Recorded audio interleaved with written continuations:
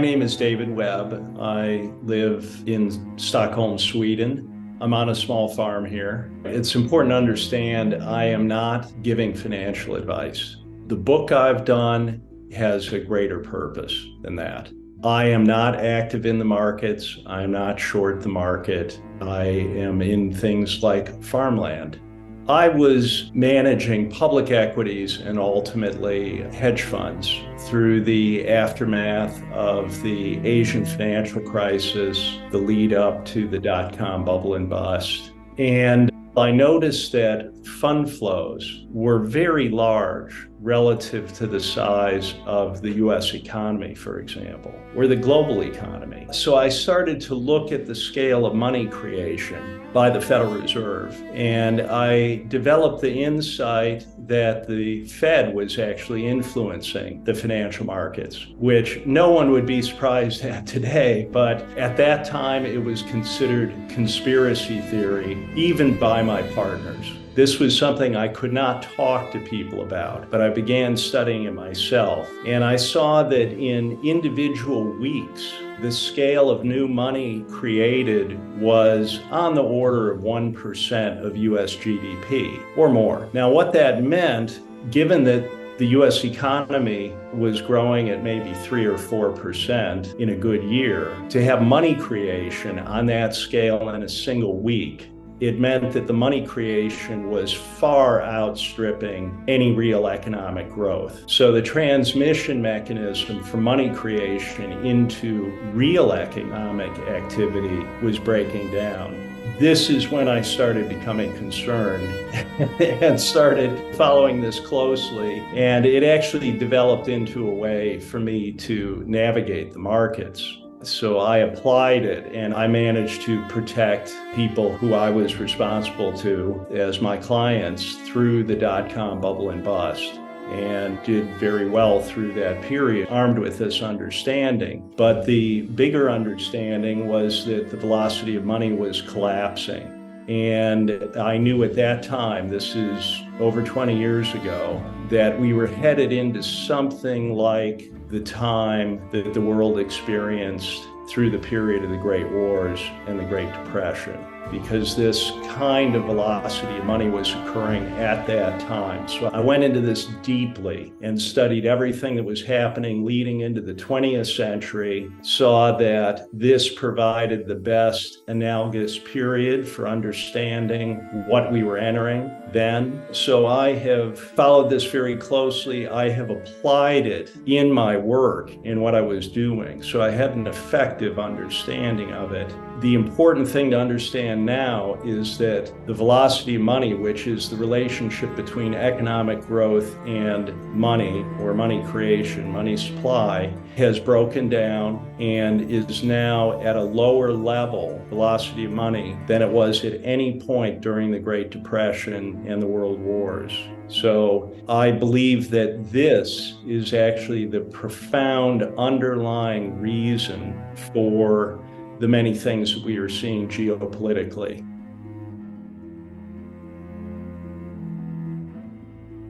I grew up in a family of medical people and engineers. They were not involved in high finance. As a boy, I went through basically the beginning of the industrial collapse of Cleveland. They say that people strive to get control over what has hurt them. And I grew up with a real need to understand what was destroying us, because it deeply affected my family, which had been very happy prior to this, a happy, benevolent family, and it literally destroyed the place where I grew up. So I decided to study business and finance. This was something my father did not want me to do. He thought I should be an engineer.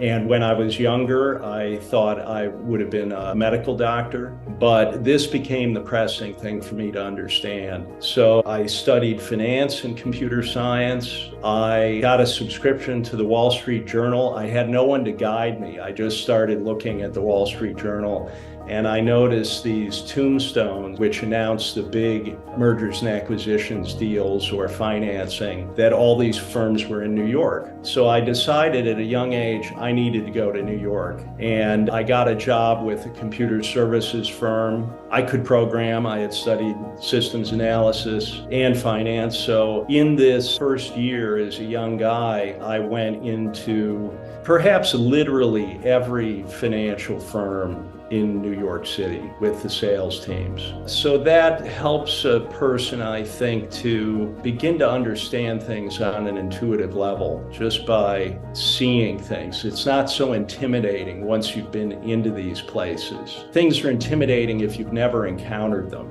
So that all happened in my first year. And then one of my clients, which was a mergers and acquisitions group, their two analysts were leaving. One was going to Harvard Business School, the other was going to the London office, and the sales guy that I worked with on that account came back and told me that they needed someone with a background in finance and computers, and I realized at that time that was going to be me. So I talked with my wife about it. I showed up at this office so early. The next day, nobody was there. I had to wait about an hour for people to start coming in. And they were shocked that I thought that I had any business suggesting that I could work there.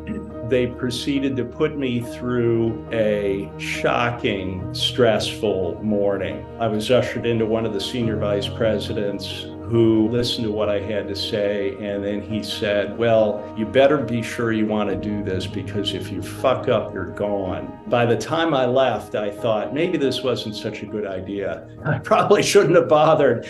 You know, sure enough, they called back. They needed me because I knew how to do things. So I worked in M&A, mergers and acquisitions, for 5 years in this firm. It was working literally around the clock, sometimes for days with no sleep, or maybe just lying on the office floor for half an hour to get up and continue. So I learned to deal with a lot of stress with little sleep through this period of time. And then I managed to move to what was then the biggest private equity firm in the world by an order of magnitude. I chose to go there rather than stay. I had another offer from a mergers and acquisitions group at LF Rothschild that would have been for about twice the compensation. But I sensed that there was going to be a crash of some kind. And a month later was Black Monday, October of '87.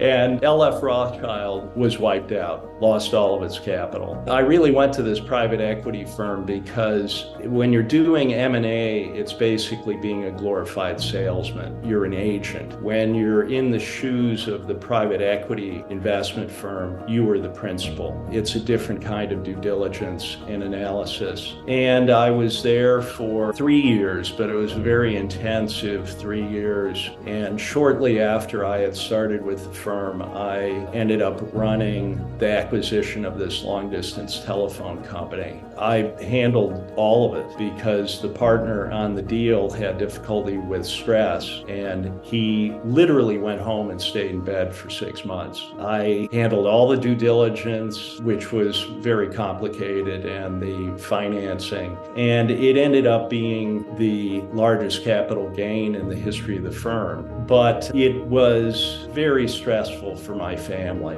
because, once again, I was working around the clock. I would get up to negotiations on Saturday morning, late into 3 a.m. Saturday night, sleep for a few hours, start again on Sunday morning. This went on for 9 months. When it was over, it took a few months, but my wife eventually said to me, you know, if I knew our life was going to be like this, I wouldn't have signed up for it. And that just crushed me.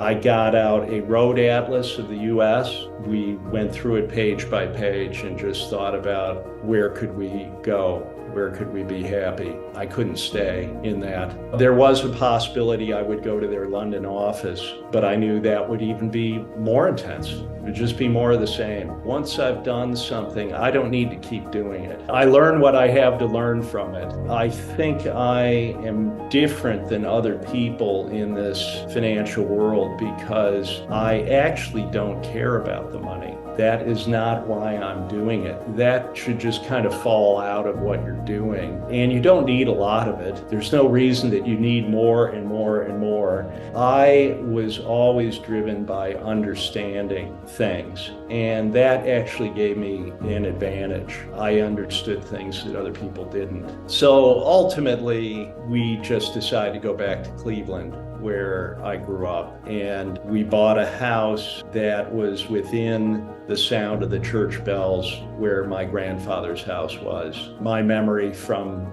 Sundays when my dad would take us to Grandpa's house. So it was really going home to try to make things sane, but the intensity returned. Again, as I got into managing in the public markets, I had this insight that the public markets were even less efficient than the private markets because you had these big fund flows that were pushing things way up beyond where a negotiated deal would ever be done and driving prices down below where it would be done. So you got better opportunities to both buy and sell things. I ended up ultimately running this hedge fund strategy that I created. So I designed the trading desk, I trained the people, developed this team trading strategy. Through the dot-com bubble and the bust, we were typically in 300 to 400 positions at the same time. I had developed a strategy to be short the market using hundreds of positions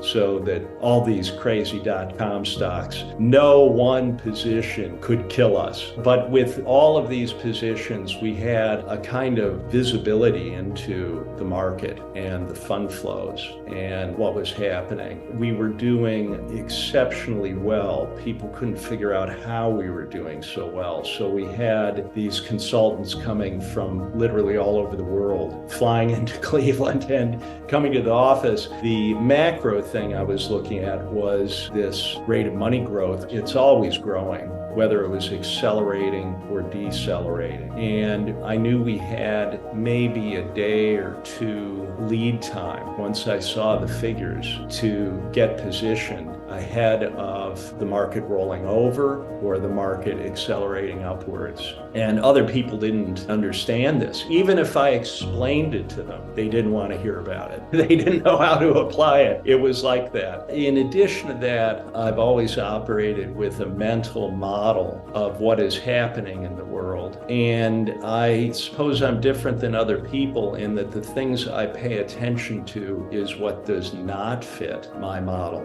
That is what can kill you. So I pay attention to what does not make sense to me, what does not fit. You have to drop everything. Imagine you're in a highly leveraged position with hundreds of positions. When something comes up that does not fit, you pay attention to that immediately. So the trading room was a newsroom, a research operation. So we paid attention to things second by second, and we would dig into things that did not make sense. So through this period of time, I also started changing, I think, as a person, because I was seeing things that were not in the narrative, the news narrative that people were accepting about what was happening. So I knew that economic data series were being changed. This is after September 11th, as well as all the disconnects around September 11th itself. So it was the beginnings of my becoming a kind of activist, although I didn't know it. I wrote quarterly letters to my clients. So I assembled things on my desk. They would accumulate. And I eventually had something like a thick telephone book of just the things that I knew and had documented that did not conform with the accepted narrative that people were being shown through the media. And I then thinned this down to a thinner telephone book and literally started going door to door to my neighbors. And what I was doing was I was seeing how I could get through to people. How could I explain this? And it's damn difficult. Basically, it doesn't work. I decided that maybe my neighbors were too well off to be able to hear about this. So I actually went out to a poor area, and a guy was sitting on his front porch, and he was interested in what I was doing because I was still in a business suit. I explained it to him, and he just said, "Good luck, man," in this voice of someone who really knew already and had a kind of resignation that there wasn't much you could do about it. So it's been a long journey for me, trying to expose things. I was expecting that there were going to be large-scale insolvencies after the housing bubble. I was aware of what happened during the housing bubble and how that was engineered. In 2003, I met with George Soros. I showed him a chart of the growth in asset-backed securities. And I told him that this would be the basis of the next bubble and collapse. And he said to me, "You're crazy." So he either did not know that or he did not want to acknowledge it at that time in 2003. So what was happening was tremendous growth in the derivatives complex. So I started becoming concerned about derivatives in the very early 2000s, in the aftermath of the dot-com bubble. At that time, the derivatives complex was about twice global GDP. By 2007, it was 10 times global GDP. That growth in maybe 5 or 6 years. So the financialization was outstripping any real thing on earth already at that point. And this growth in asset-backed securities, what was happening was that the process of doing any credit underwriting, the moorings had been slipped, and this was done by design. Prior to this, banks would do credit underwriting, meaning they would want to get repaid for the money they had loaned, so they would do some analysis of whether the borrower could repay it. But during this period of time, the banking industry went to securitization of loans. So it became a business of originating loans without any concern as to whether they could be repaid. The loans were all packaged up, whether they were AAA loans or subprime loans or boat loans or car loans, anything. These pools were stratified. Now, if you think of it, you had a top 20%, the next 20%, and so on down to the bottom. And the idea was that any defaults would hit the bottom rated tranche first. So for the defaults in that pool to reach the top of the pool, the top 20%, you'd have to blow through 80% of all the capital in the pool. So the top was rated AAA, just structurally, they could do that. The problem was no one wanted to buy the lower rated tranches. So they then used an aspect of the derivatives market, the credit default obligation, CDO, to buy the default protection for the lower rated tranches. Then they could sell the entire pool as AAA. So this was done through, as Greenspan called it, the miracles of modern finance.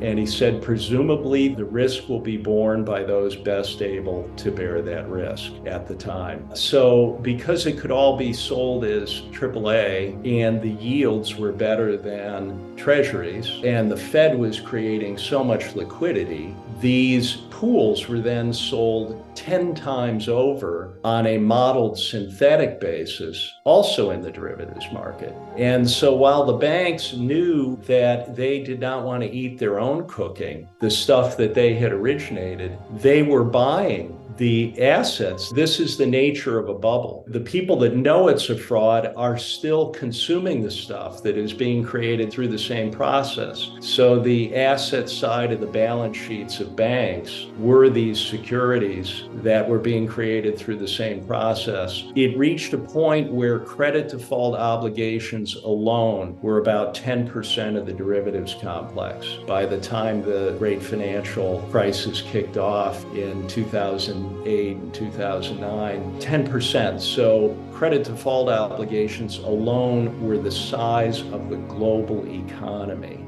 Now, I wondered who's signing up to take that default risk. In the early stages, people were saying, well, the problem here is maybe in the hundreds of billions. They were off by an order of magnitude. It was in the tens of trillions. So as the Fed were injecting all of this created money into the banks, it eventually became clear that the default risk had been taken by hedge fund subsidiaries within the banks themselves. So they enabled this whole thing by creating the entities within the banks that would take the other side of the default risk. And then when the collapse occurred, they were given the money to paper over that loss. The Fed has murky powers that people don't know about until they decide to make it visible. One of their powers is to create entities out of nothing. You just create a limited liability company, and then the Fed can loan money, create money, and put it into that entity.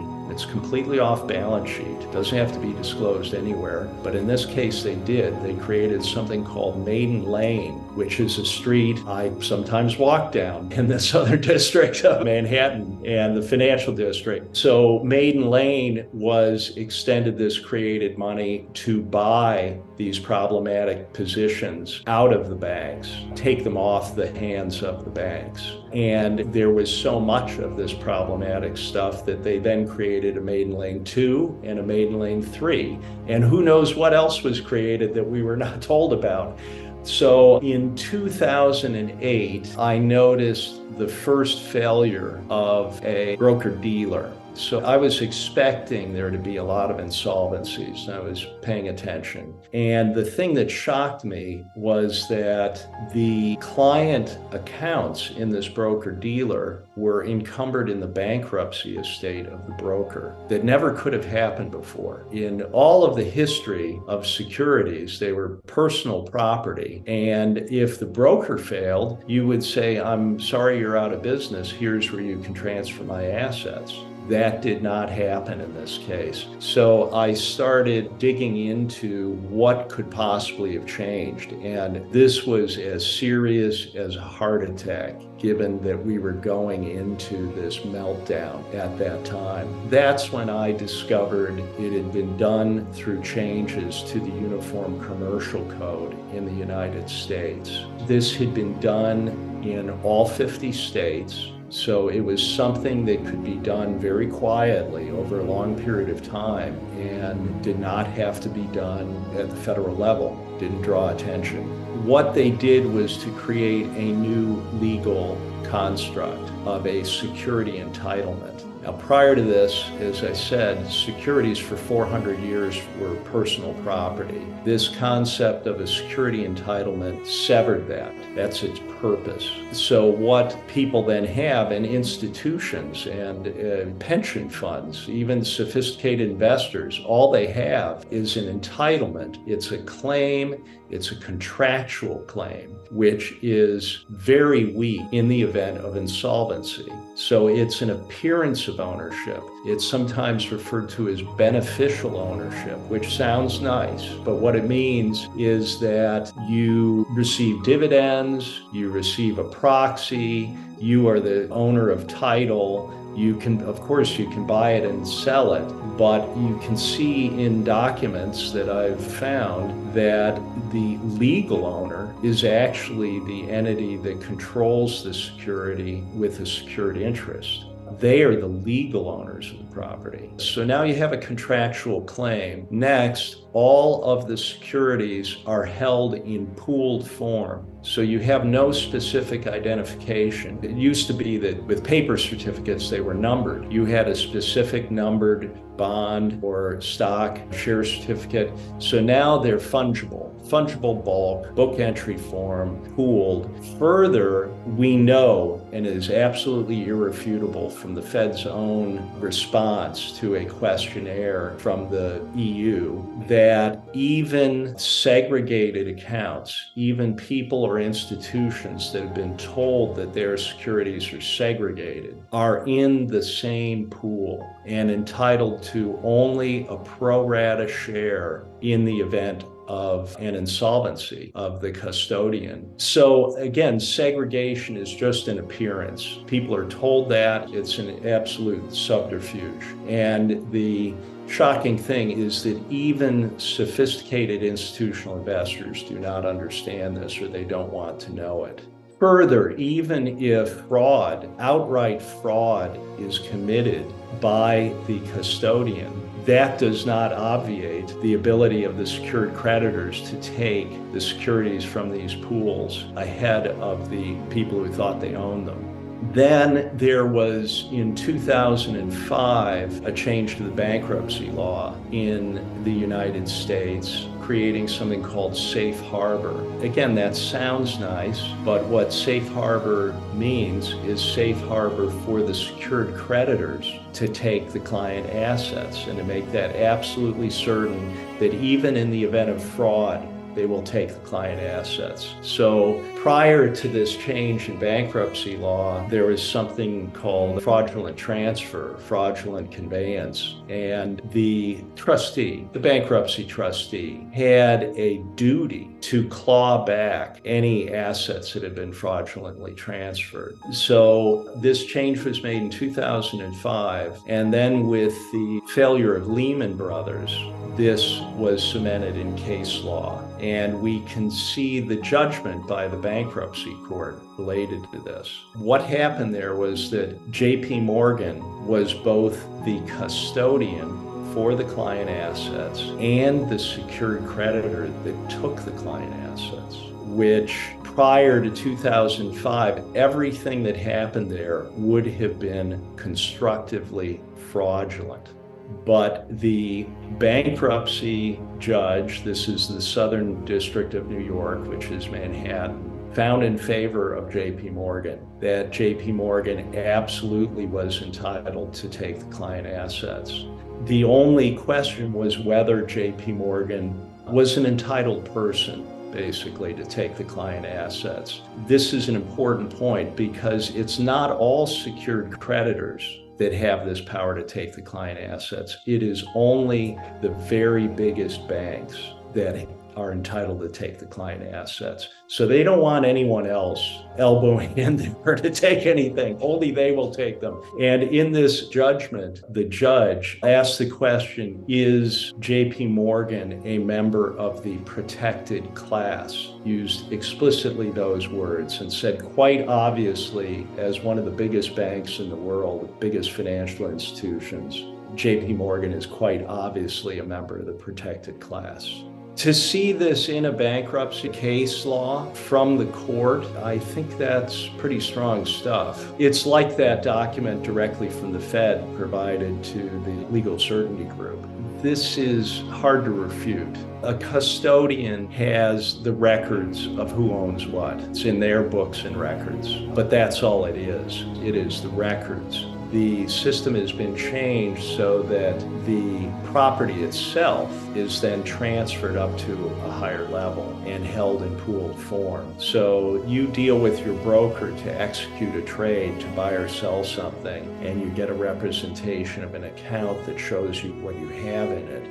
But the assets are not held even at what you think is your custodian. It's transferred to a higher level. In the US, that is the Depository Trust Corp, which holds all securities in the United States in pooled form. So the brokers themselves are low down in the food chain. In Europe, there are central security depositories at the national level that give an appearance of a registry of ownership at the national level. But by law under something called the Central Security Depository Regulation, CSDR, which was imposed in 2014. By law, these securities are transferred by a mandatory link to an international central securities depository. So they want cross-border mobility of the collateral to occur. So in Sweden, for example, you have a local registry, but then the securities go up to Euroclear Belgium. So they are subject to Belgian law, not Swedish law at that level. And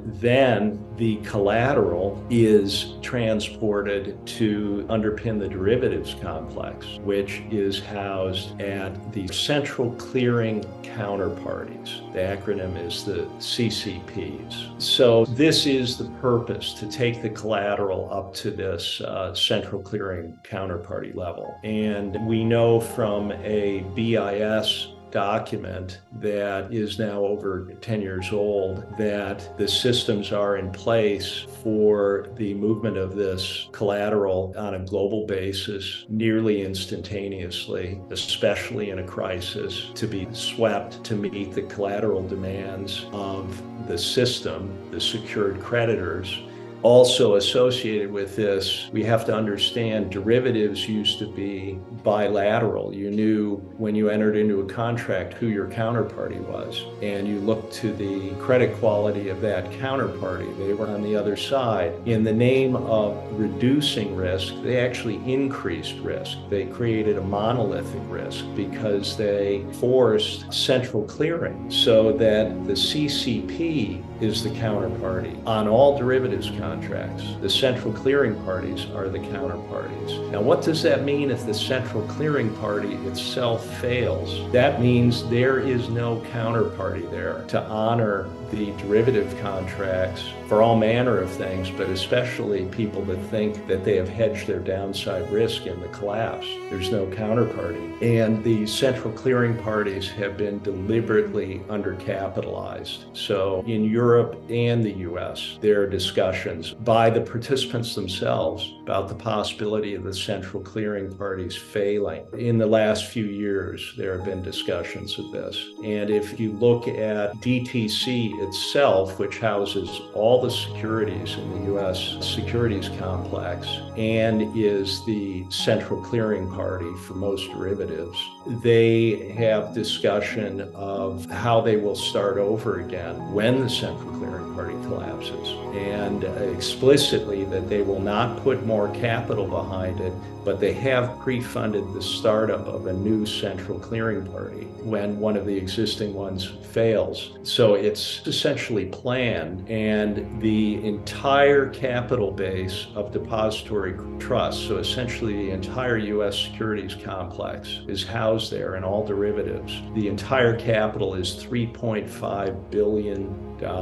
Individual banks have derivative positions the size of the global GDP. So something will happen to trigger this collapse, implosion. I would say the cake is already baked at this time. It's been made to happen because to take interest rates after having kept them at zero for 15 years, which was insane to begin with and did not have to happen, was made to happen. And then in essentially a year to take that back to over 5%. And if you're noticing, they're not stopping. The rates are continuing up. I'll go through what that means for the global financial system. When interest rates were at 5%, if a bond paid $5, to simplify this, let's say it's a perpetuity, which means you don't have to take into account a maturity date. So if it pays $5, it's worth $100. You would pay $100 for that because interest rates are 5%. Now, if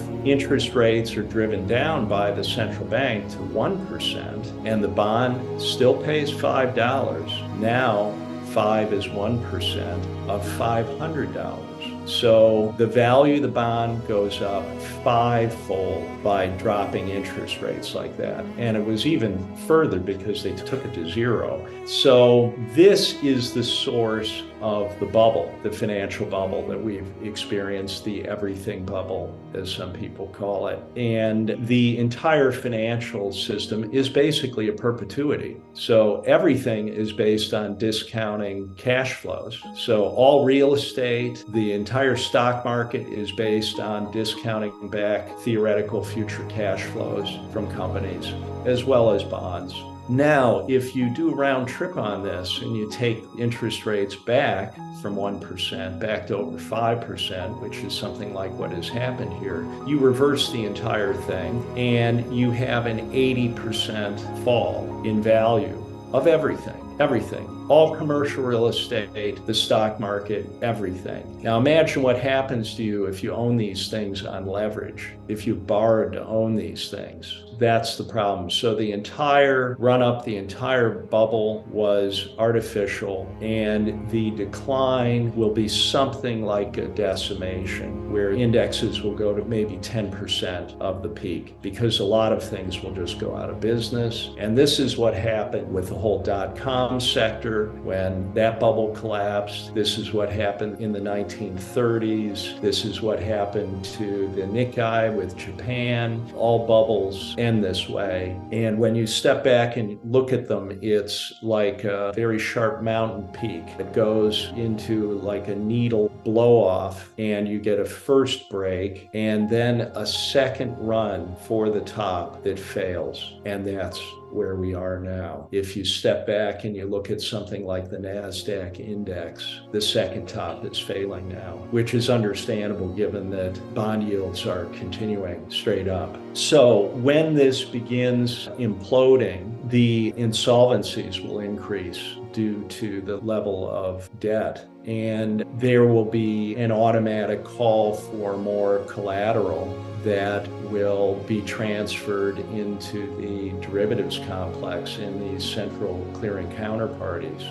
But the central clearing counterparties are themselves likely exposed to the collapse, because I say to people that you may think that you've hedged your exposure to a decline here, but you've done it through the derivatives complex. So the risk is in the derivatives complex. It doesn't disappear, it doesn't go away, it's all there. And this pain will accumulate in the central clearing counterparties, and then they will fail. And they're basically telling us they will fail. And when that happens, the people that thought that they had hedged their exposure, included the most sophisticated institutions and the pension funds, will have no protection. And the secured creditors will take all of the underlying stocks and bonds, which then gives them control of all public corporations. And once you control the capitalization structure, you then control all of the underlying real things. So this is something like what happened in the 1930s when there was distress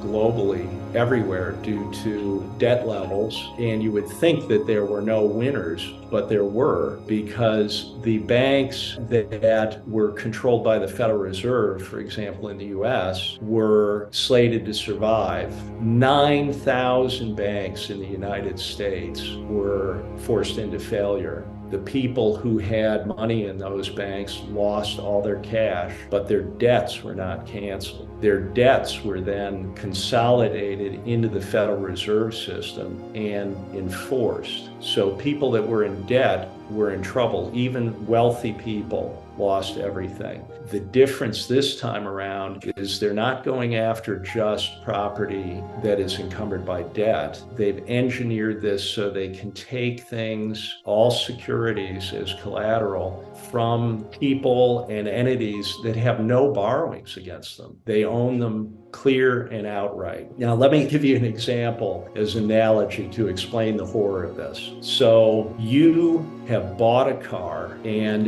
you paid cash for it. You think you're being very conservative. You have no debt against the car, but unbeknownst to you, the dealer continues to control your car as collateral. You're not told this. The dealer uses your car and all the other cars sold by the dealer as collateral for his borrowing in his business. Now, the dealer goes bust, and only certain secured creditors are empowered to immediately take your car and all the cars ever sold by the dealer without any judicial review immediately. When I describe this to people, they get worried about their cars. This is not about your car. This is an analogy for what has been done. It's much worse than this being about your car, because it is literally about the entire securities complex globally. So it is not about your insolvency that causes the loss of your assets. It's the insolvency of the people that secretly used your collateral as their property without telling you that or disclosing it.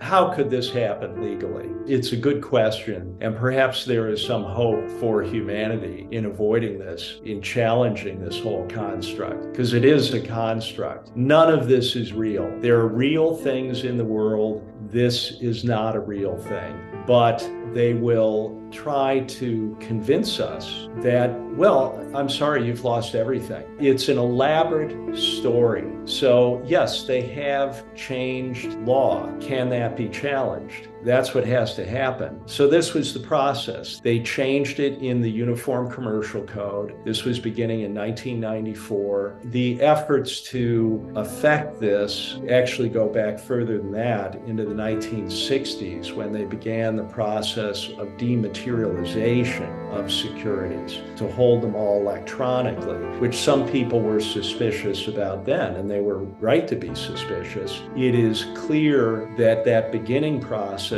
was literally run by the CIA. And this is not conspiracy theory. The man who was charged with forming the Depository Trust Corp to do this, in his own memoir and in interviews, discloses that he was a career CIA operative from the time he was a young man. So there was a grand strategic purpose behind this. They've been able to do it because it has been run from the highest levels of the US government. So the involvement of the CIA, then when this construct of the securities entitlement was put into the Uniform Commercial Code, that was pushed through all 50 states, done quietly. That change was made in 1994, so it took maybe 10 years to get it done in all the states. Then they changed the bankruptcy law in 2005, and then it was ready to go with the testing of the Lehman Brothers case in 2008. So there's a plan that's executed over decades to do this. Then they began a process of harmonization, which was to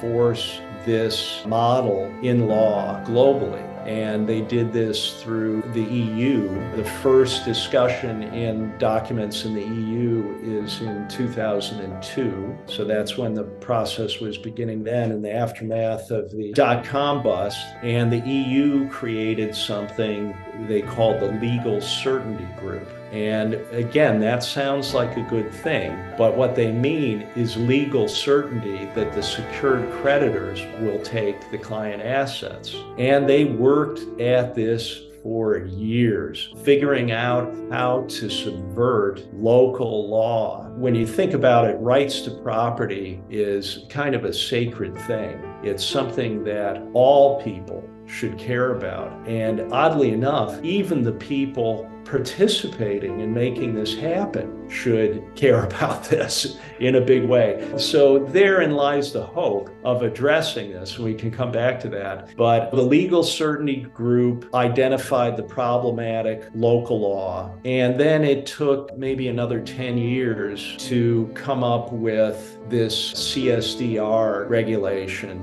Central Securities Depository Regulation. regulation in 2014 that mandated the transport of the collateral from the local or the national level central securities depository, where people think they own their things outright. Their record of ownership is there, and the securities are transferred up to this international central securities depository level and then on to the central clearing counterparties. So it has been done in law. It's been done legally. It must be attacked legally. It must be dismantled legally.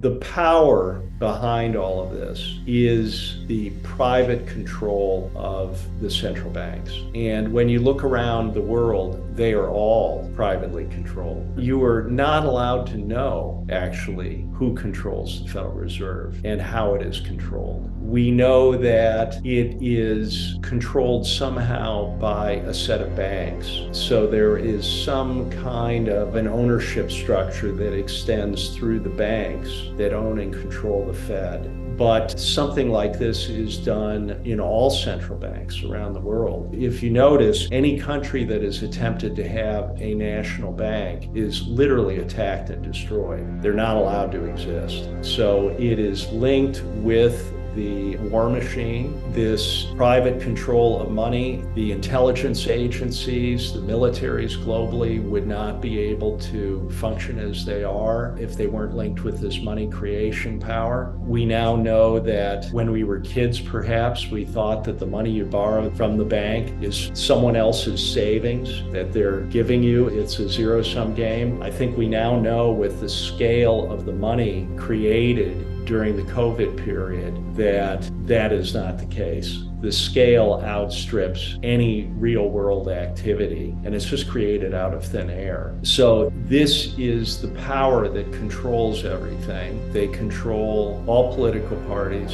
all governments, all the major corporations, the media. And this was the case leading into the 20th century. In this period when the velocity of money was collapsing, that is basically a collapse of their control system. The money is a very sophisticated control system because it requires almost no energy input. People are directed by chasing money incentives, but this power through chronic overuse, when it reaches this point where no matter how much money is created, it's not translating into actual economic growth, then it goes into a financial bubble, and then you get the major collapse of the whole system. Then they must have a plan to stay in control through that collapse, which will require physical control over people through the reset, because the money control system has broken down. So this is why you have a period of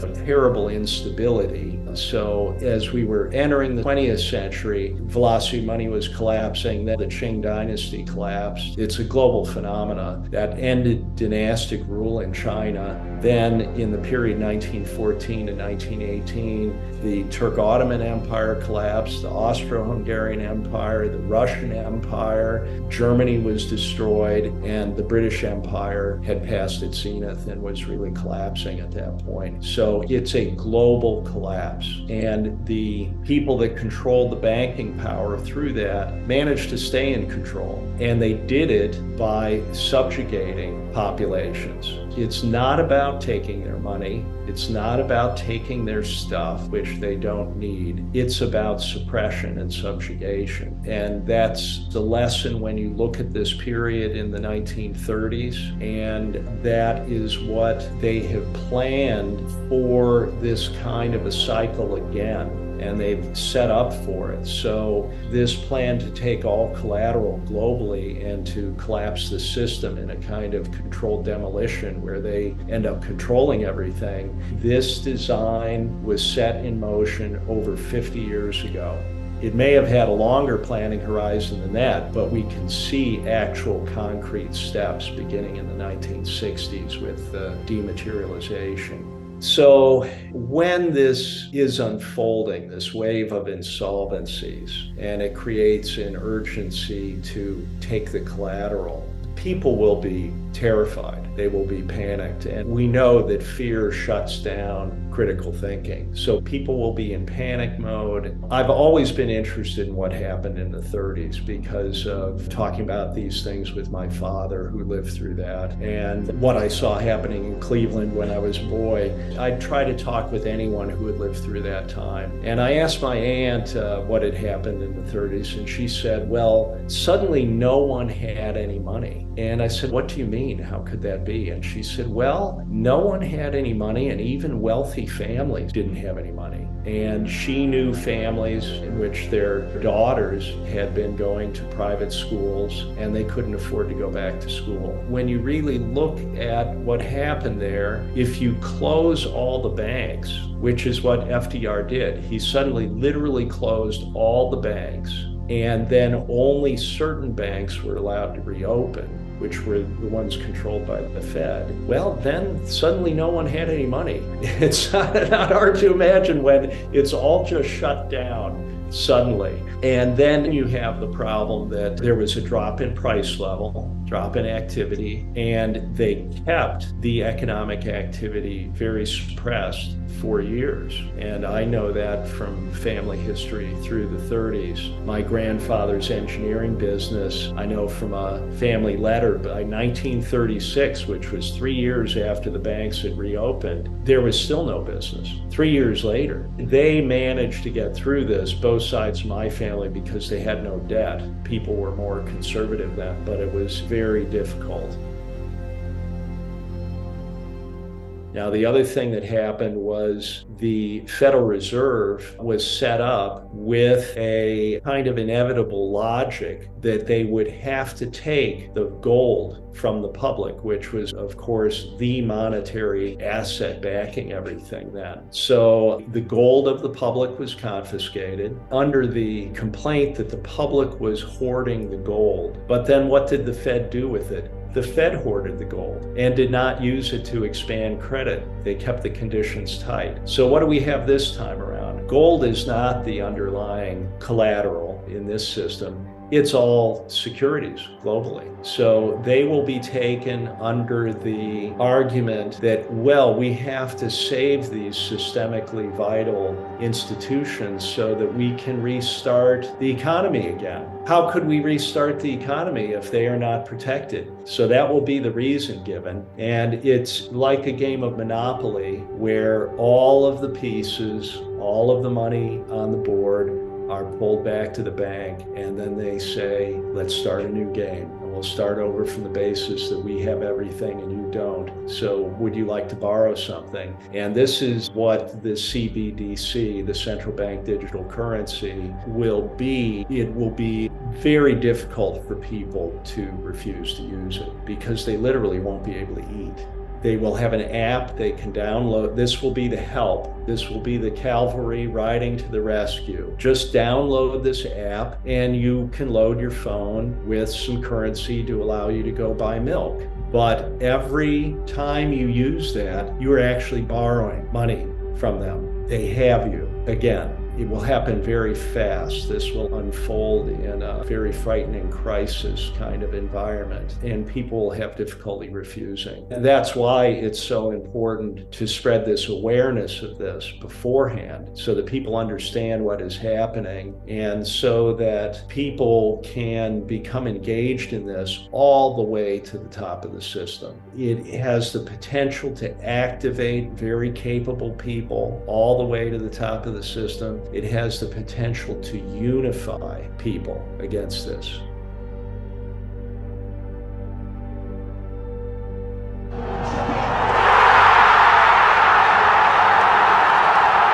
What I tried to do with this book was to stick with things I absolutely know and to make it a kind of whole in terms of allowing one to see irrefutably the whole thing with the aim of pulling it out on the table so that everyone can have a good look at it, including the participants, including the people that are making it happen. I have the premise that this is largely being done unconsciously, that the end result of this has not really been fully understood by the participants, and that perhaps even the people at the very top of this do not understand what is about to happen, and that they will be destroyed by their own hand if they do this.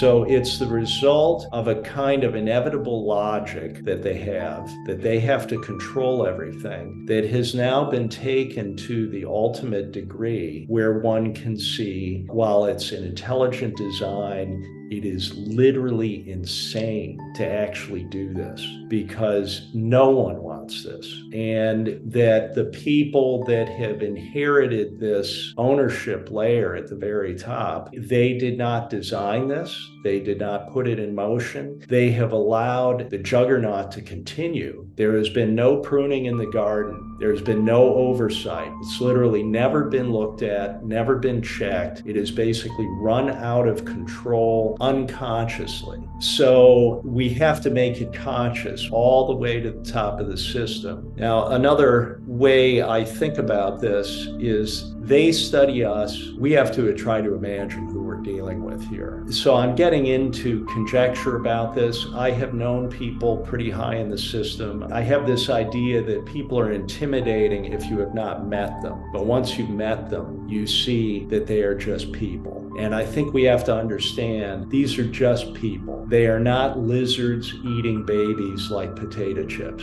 That is not helpful to think of it that way. So they are actually not particularly capable people. So there is a head of the snake, but it can't do anything alone. It is reliant on the muscle beneath the head of the snake to do everything for it. And that part of the purpose of this is to push this awareness up to that muscle. Now, what would that look like? It might look like people that control corporations that are doing all the work to implement this, that would realize when they see this that they didn't know anything about this, which means they do not actually have a place at the table. How might that affect their thinking? Could they have some interesting conversations with someone when they're asked to do something? Could they perhaps decide to withdraw participation? That kind of thing we need to happen. So we have to reach people at high levels in this system. Another principle is that there's not just one head of the snake. It's like a hydra. There are lots of heads.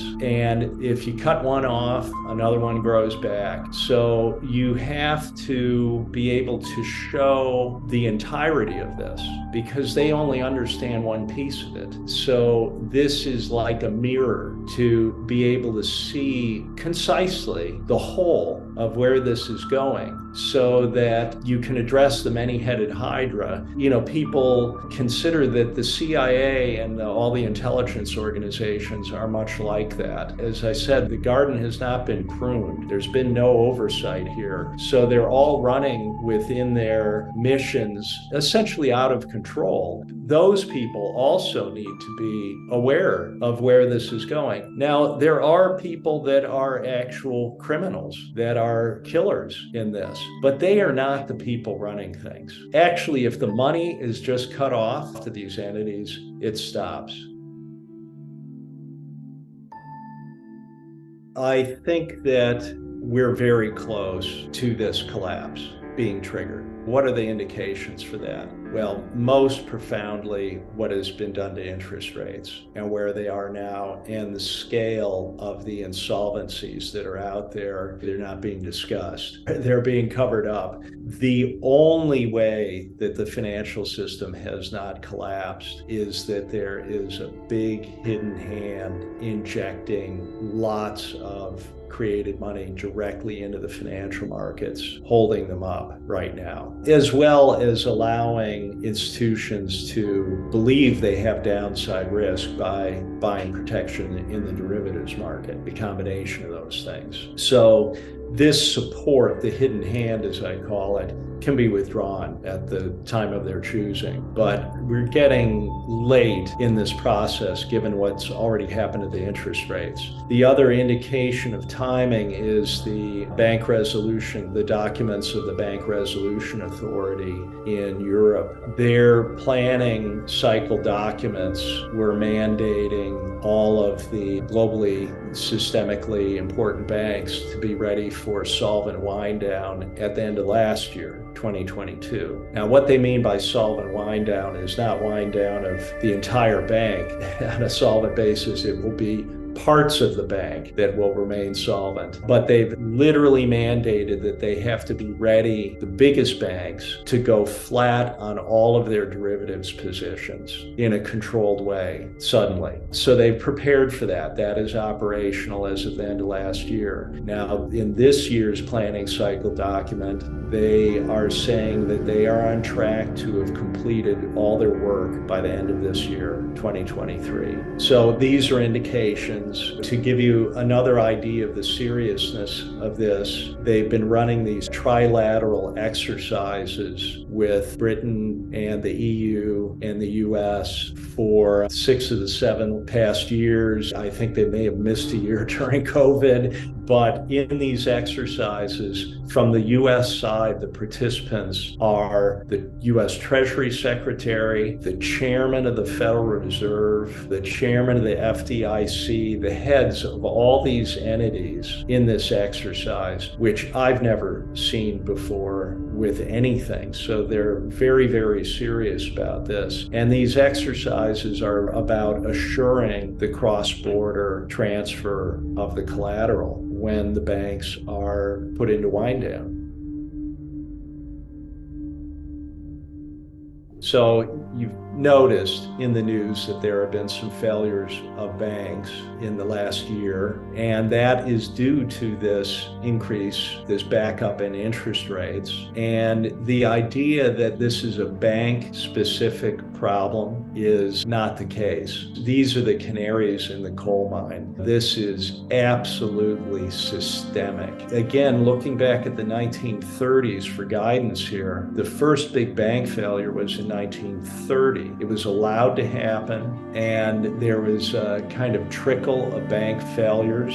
So the bank holiday, when they closed everything, wasn't until 1933. So it was an unfolding banking crisis for 3 years. So it's not unusual that you would have an opening stage here of a number of banks that have failed, but it doesn't all let loose immediately. It unfolds over months and perhaps a couple of years before you hit the point where everything's in free fall.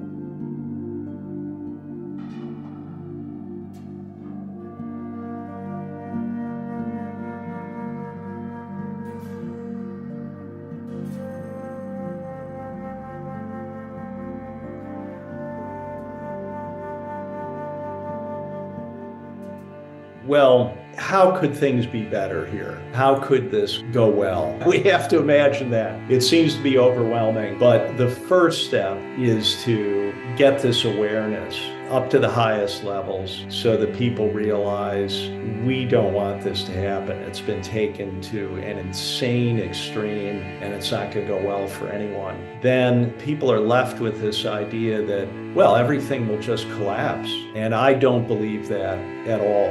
There is a real world with real economic activity that goes on despite this system that extracts resources from people and places enormous stress on them, that funds psychological operations that are, of course, public-facing. They're used against the population so that the resources of the public are extracted, tremendous burdens are placed on people, stresses. It's a system that subjugates people. And if that simply stops, everything gets better immediately.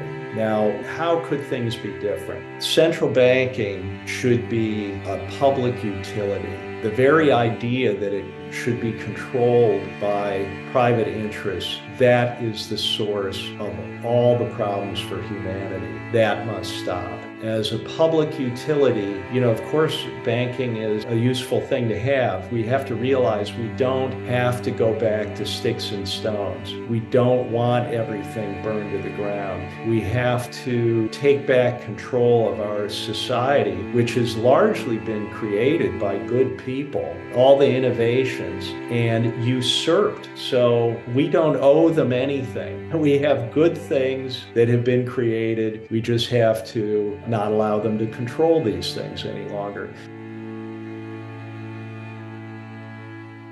So public banking would be like a utility. Any profits would be returned to the public or used to support government. We have to have government. We have to have some way to operate society and have roads and do things that work for society. So anarchy and chaos, we can't have that. So this has to be done peacefully. It has to be done legally. Another concept, and these are not my ideas, I'm borrowing these things in terms of public banking, but also something like the tax system, which is really a way of harassing and, again, subjugating people. We know with the scale of money creation, things are not being funded from our tax dollars. But if we had a stable system, some kind of share of economic resources are needed to operate the government. A very simple way to do that is to place a simple fee on every electronic money transfer. Wouldn't be needed for paper currency, just every electronic money transfer.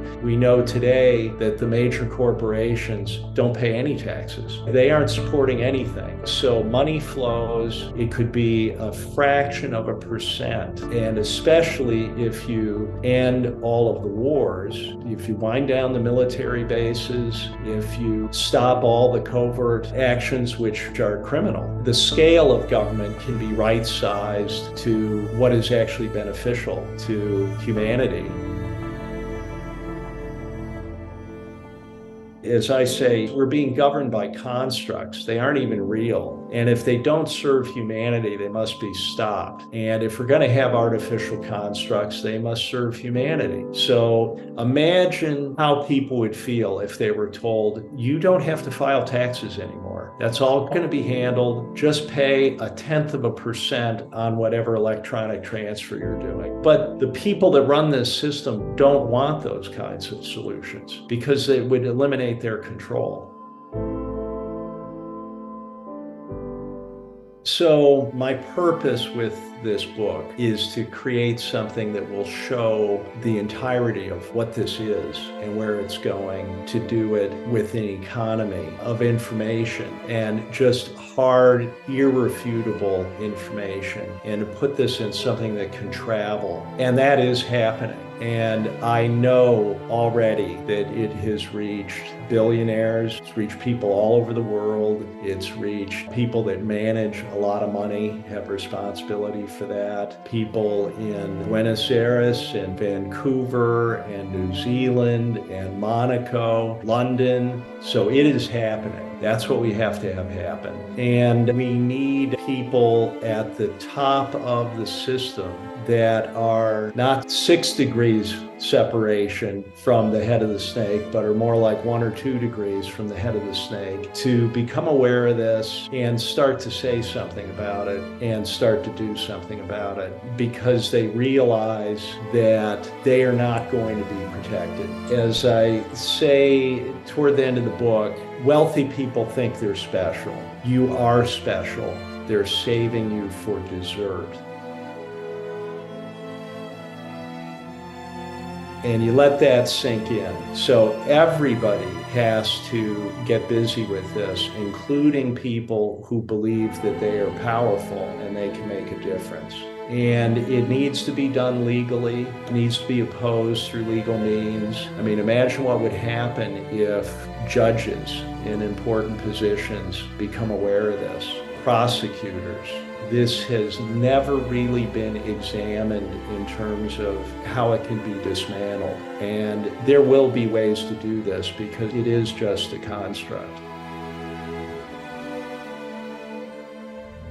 So in terms of advice to people, and again, I can't give you financial advice. I don't know your personal situation. I would start by saying that your happiness is important and the happiness of your family. And you should not let financial considerations cause you to do something that will drive your family into despair. You have to be able to get through these years. But if there are things you can do that might actually give you a relief of stress, you should consider doing those things. And one of those might be to eliminate all debt. So you have to get over this notion that you should use borrowed money to control more stuff. They want you to do that because when the price level falls, you won't be able to service that debt. So you take advantage of this time remaining to sell things to pay off your debts. It doesn't make sense to have money in the financial markets when you also have debt.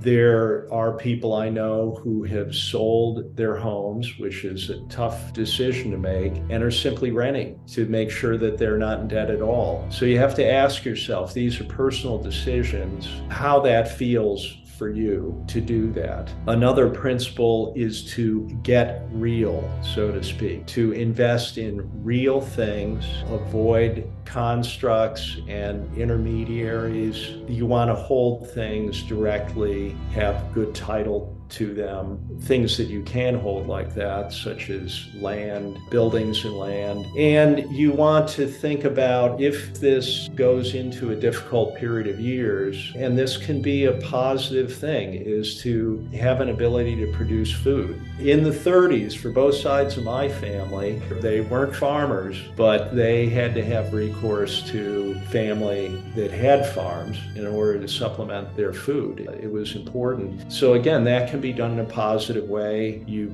put money into building a greenhouse, have a big garden and orchard, might choose to live in a more rural area. Talking with people who went through the Depression, there was one friend of mine, much older than me. I knew he had lived through the Depression, and I asked him about it, and he said, well, both my parents were killed in an automobile accident. So I was on my grandfather's farm, and I was not aware that there was a depression. So he was on this farm with his cousins. That tells you something. As a child, they were just fine.